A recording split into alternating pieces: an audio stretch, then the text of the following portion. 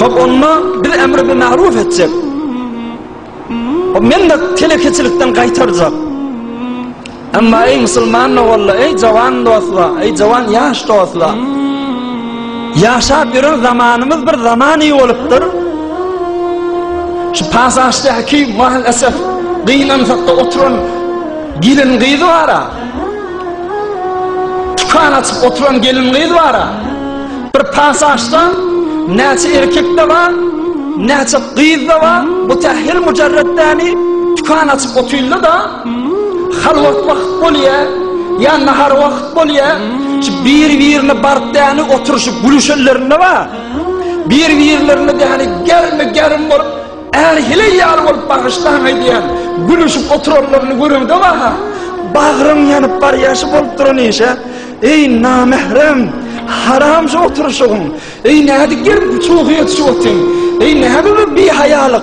Ey bir yüzümde aşağı salla, sen bir gelin, sen bir nelerin venameti. Ey sen bir hadir baktı önüne çıkmadık bir qıyıl oğlan, sen qıyıl oğlan da bir hayali olur. Sen de aytçıkta şuna varıp, ama şunun ağzını girsen ma, eğer maskara olup çıkmasam, eğer dinini yani, eğer İslam'ı maskara edilip, eğer Hudayo peygamberi dil yetirilmeni sağıman çıkıvildin hanımlığın, o da sen kimin de kulağır da deyip bolcuk değil hak zamanıda. Düktörün metevine var ya, bazıların şuluğu uylarını öğreyen, peziraylarda, toylarda olayan faciyeler öğreyen, danışgalarda olayan faciyeler öğreyen, öz tanıyan qıyıdan qav öğreyen, hem ala hemsayan ya qavmı qarındaşındanmıştık. Sen şuna varıp aytsak da, sen bir erkek bilen netik gelip gen bağlarda enin haber yok, atan haber yok aytsak da, eğer şu sana gelip de yani, sana repti yok deyip koyverirse, inki berbaş aytsakladı da, Hudayı peygamberine dil yetirmede yana ganimet vallaha. Ey musulmanı valla, aya şu zamanıda da, şıcır dargap var yan zamanında, tükanına var yan, asıl bazı kilaş veren girişiptir, müşterisi veren işi yok. Ey sen aytacak bol yan, ay baba, aman çıkıl oti, kamet değil oti.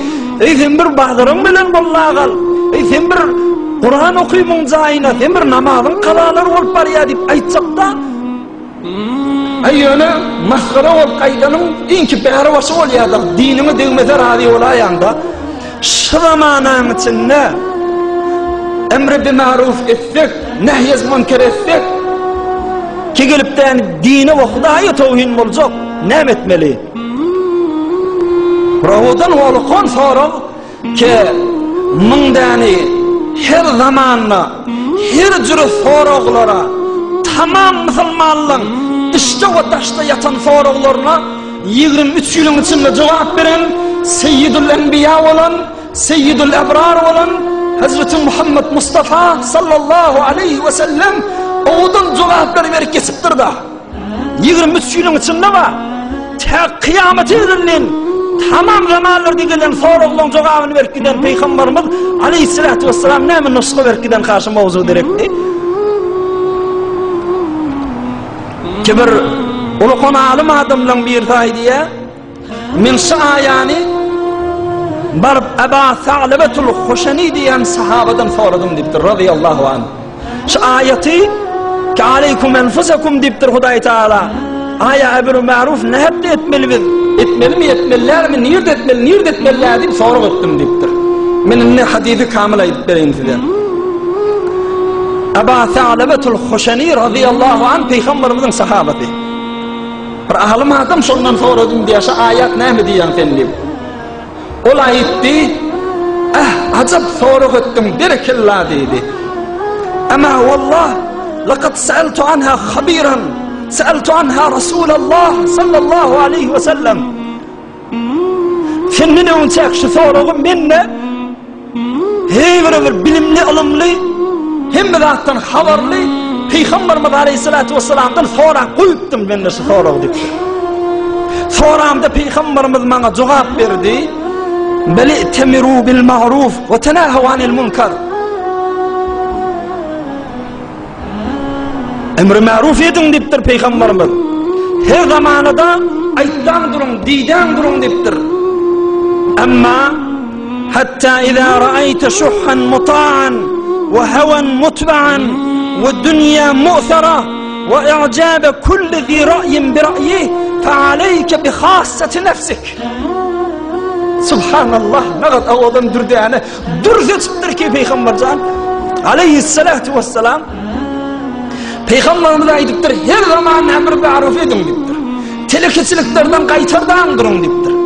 Amma eğer zamanı bir haddi yetse, amma eğer zaman bir yerik yetse ki İza ra'ayta şuhhan muta'an, ey bir bakilçılık milletin arasında köpülüp de tamam millet bakilçılığa karşı izine düşküdü verse ve havan mutba'an ve cavallar, gelinler, kıyızlar öz hevesleri bilen, öz şehvatları bilen bolup çoğun izine esir olup düşüp gidiverseler ve dünya mu'sara her uyuşmuluklarda şu tecemmülatlar, şu nece aldım, nece verdim, nece peyda olduğunu gurrunlar tamam milletin ağzına şu boluverse bitirdi şu yoluğu ve i'cabe kulli zi ra'yin bi ra'yih her bir hakla yesi öz hakkını kovunup veren zamanısına yetsem her bir fikirliğin fikrini kovunup veren ben özüm bilyen onu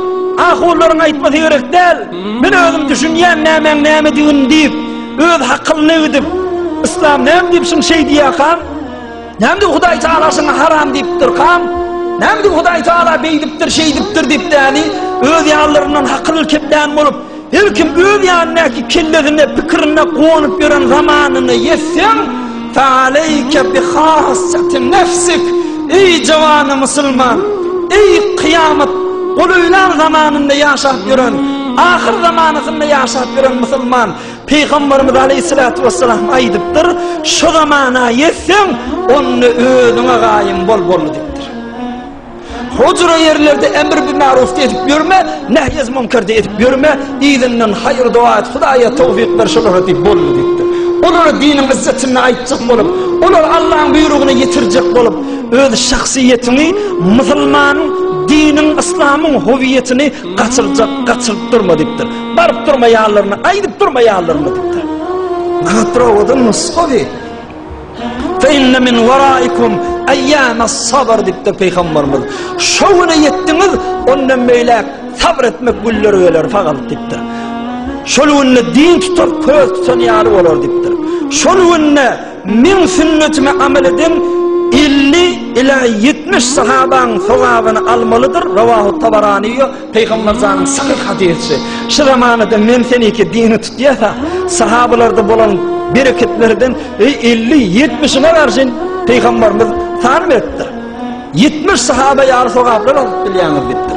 Biz inşallah zamana dargap var ya qiyinanyandırsa, qiyinanaylin ha, narahat hem behemizde dargap karşına. Ama sen bir kalma. Şu darganıklığın narahat bolup, men yıkacağın arası olanın nem peydası var deyme, yok. Öğünçek özün dayavdır. Öğünçek özün dayavdır. Aleykum enfusakum, Allah'ın kelamı kulaktan gitmesin ey zamanlar. Toya var ya, pazarçı işin tükan açıptırdın. Tamam hem karlın dargap var ya, danışka kullun bir dargap var ya muhit boluptur değil mi? Aleykum enfusakum, özün al kalacak boluşu fesadı fahşadan. Amma olin yeri olsa aytta kal. Emr bil ma'ruf kullun defteri yakıllı makadim eylin. Yine day diyen yeri olsa kade vuryan dargak gidip görendir ha bir cavan kız ya gelin ya oğlan. Amma şunu öz içinden narahatlaşıp bolup görüşüne birci neferin bir doğdun elinden tutup bir Hudaydan, Peygamberden bir kıyametten gurrun beriyani gerek ayşe intik işara metel qaytsak da on yalık yerini tapsam aytta garvalin. Ay zamanı kullun dargadi men aydanım ne peydası yok.